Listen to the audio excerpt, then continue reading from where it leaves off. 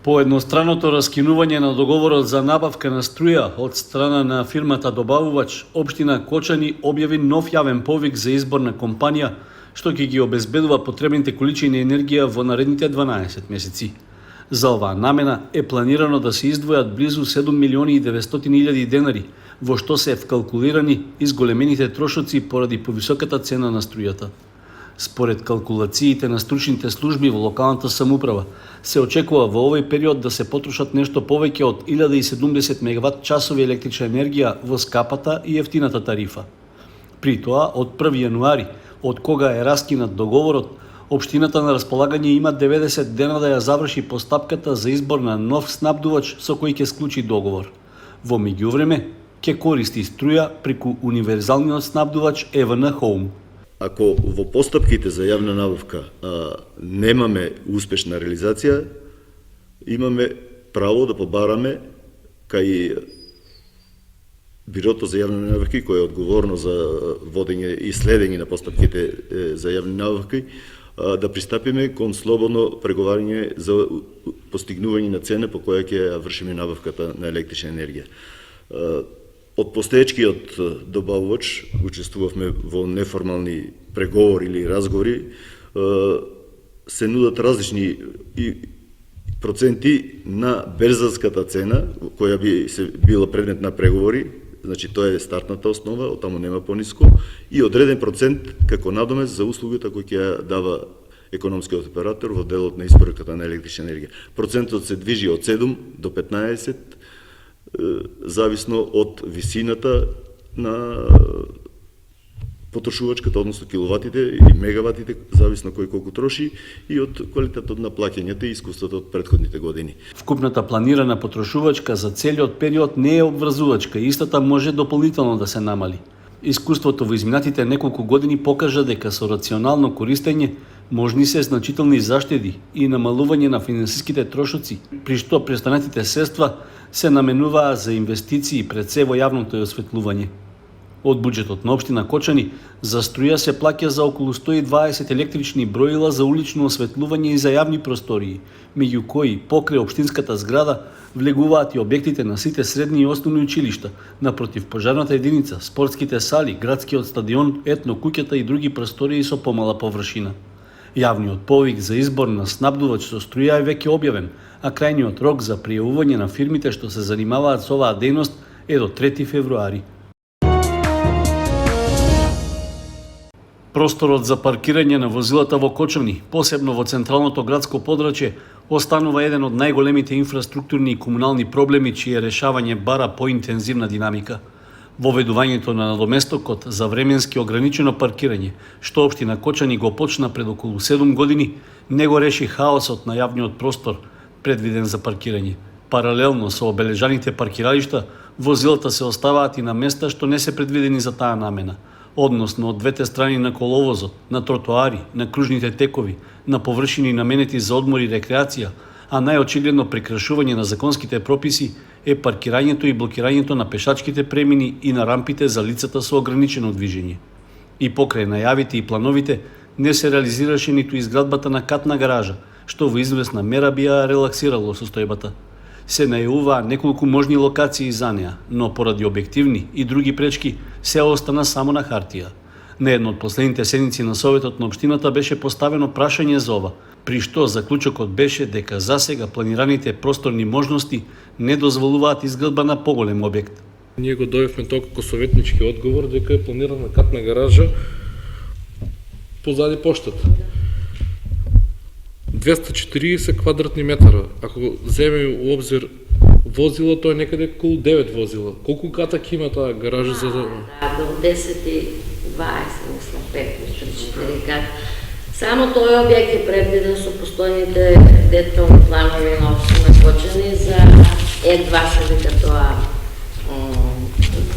Значи, ние во Кочани имаме предвидено катна гаража за 18-20 возила. Со воведувањето на надоместокот за паркирање во 2015-та беа планирани околу 520 обележани места на улиците покрај реката и околу трговскиот центар.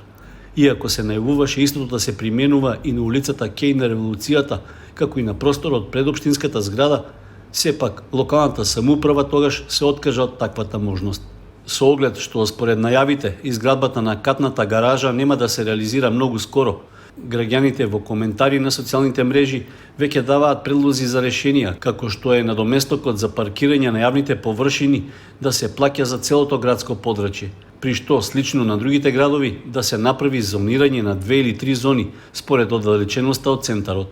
На тој начин ќе се избегне злоупотребата на необележаните места и паркирање по споредни или улици на кои сега не се наплаќа, а ќе се зголемат и приходите од надоместокот за паркирање. Дополнително, граѓаните предлагаат комуналното претпријатие Водовод да почне постапка за набавка на специјализирано возило пајак за отстранување на непрописно паркираните возила.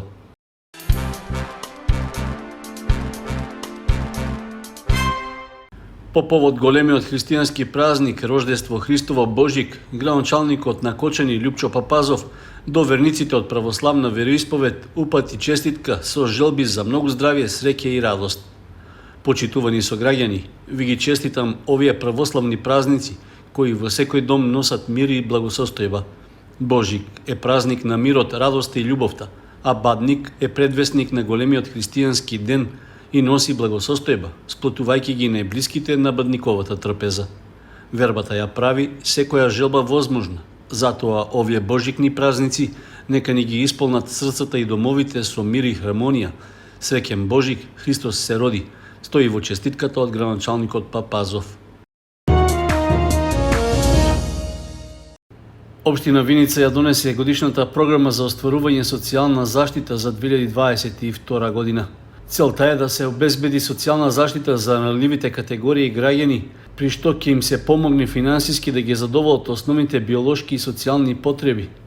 Ќе се ублажуваат и последиците во случај на настаната елементарна непогода, а на семејствата во социјален ризик, дечињата од градинки и од основните училишта ќе им се обезбедат финансии за новогодишни пакетчиња. Со програмата е предвидено и обезбедување финансиска помош за дневниот центар за реализација на програмата на социјализација на неговите корисници. За остварување на секоја од мерките на социјална заштита треба да се достави барање до Советот со образложение за потребата. Според програмата, разгледувањето на поднесените барања од граѓаните ќе го врши комисија за финансии формирана од страна на самиот општински совет. За секое поединечно барање, Советот треба да донесе посебна одлука, а средствата ќе се уплаќаат на трансакциска сметка. Вкупната сума за поддршка и реализација на програмата за социјална заштита изнесува близу половина милион денари. Исто така, општина Виница во делот на социјална заштита предвидува и можност за помош во материјал за обнова на опожарени куќи, поплавени објекти или штета настаната од друг вид елементарна непогода. За потребите на маргинализираните групи ќе организира собирни акции во облека, обувки, училишни помагала и средства за хигиена. Финансиската поддршка за социјално загрозените семејства и поединци ќе се финансираат преку Организацијата на Црвен крст, Сдруженијата на лица со хендикеп и други здруженија кои остваруваат активности од областа на социјалната и здравствената заштита.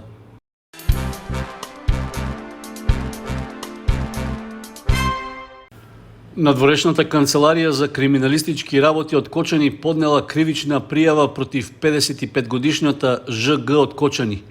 Против неа постојат основи за сомневање дека сторила кривични дела, злоупотреба на лични податоци и уцена.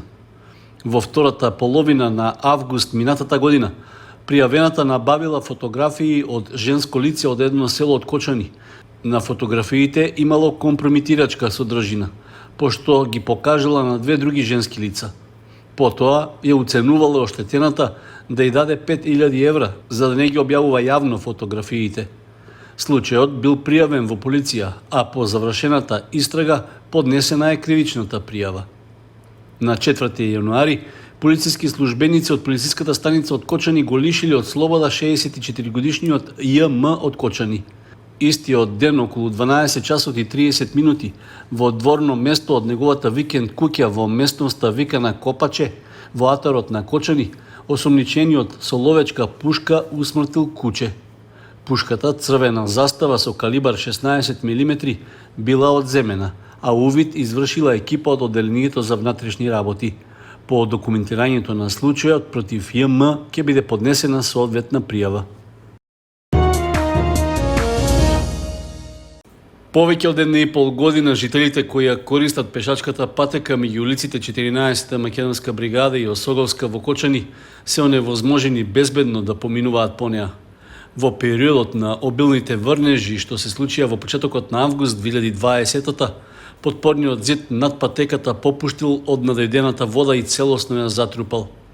Иако станува збор за објект на приватен посет, соседите бараат во санирањето на штетата да помогне општината, со оглед што собственикот на имотот не е во финансиска состојба сам да го поправи зидот. Тука се склизна земјиштето. И од тогаш доаѓаа од собранието инспектори за градежништво, мислам за комунални работи, проверија дека е снимаа, сега ќе дојдеме за една недела, за 2 недели, никој не доаѓа да го очисти, било приватна својина. Ако е приватна својина, пато не е приватна својина, пато е на сите што минат, а тука минат цела Осоговска улица. Минењето е тука ризично и секој пат пратам дали некој ќе падне, да идам да го извадам. Жителите од улиците во близина се жалат дека опасноста од дополнително паѓање на зидот не е отстранета.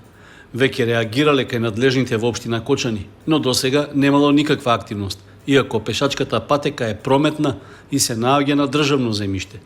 Граѓаните велат дека не се работи за голема инвестиција, поради што бараат состојбата брзо да се санира, за да се избегнат посериозни последици за безбедноста на минувачите, особено на учениците.